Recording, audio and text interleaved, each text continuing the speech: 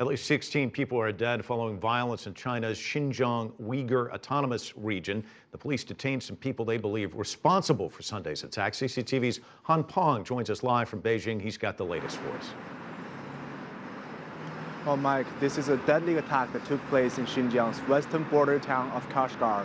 2 policemen and 14 attackers were killed.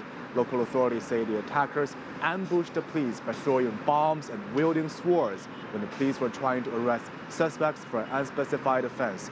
After the 2 policemen were killed, police returned fire, killing 14 attackers and arresting others. Chinese authorities say the attackers are part of a terrorist gang. Let's take a look. Xinjiang authorities cracked down a violent terror gang who focused on attacking local law enforcement officers with explosives, revealing its anti-government aim. The people in Xinjiang hope for peace and stability. A small group of rioters is seeking to sabotage peace and unity in Xinjiang and does not enjoy popular support. It is doomed to fail.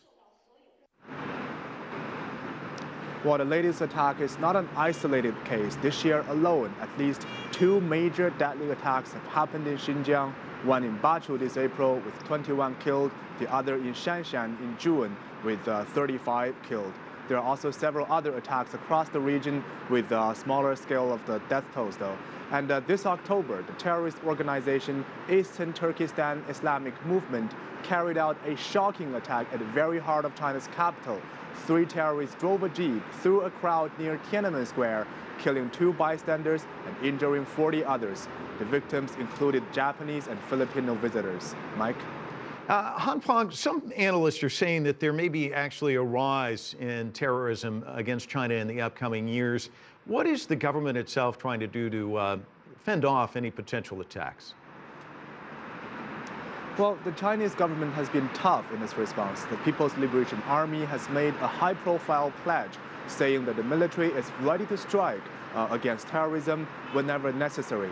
More notably, the Central Committee of the Communist Party of China has decided recently to set up a state security committee.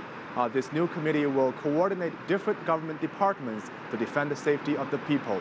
One of its main targets is the threat from what the country calls the 3 evil forces, which are terrorism, separatism, and extremism. But the most fundamental approach, though much slower, is still the commitment to alleviating poverty and improving people's livelihoods in Xinjiang. And that is indeed won support from different ethnic groups as they do see practical benefits from stability and development. Mike?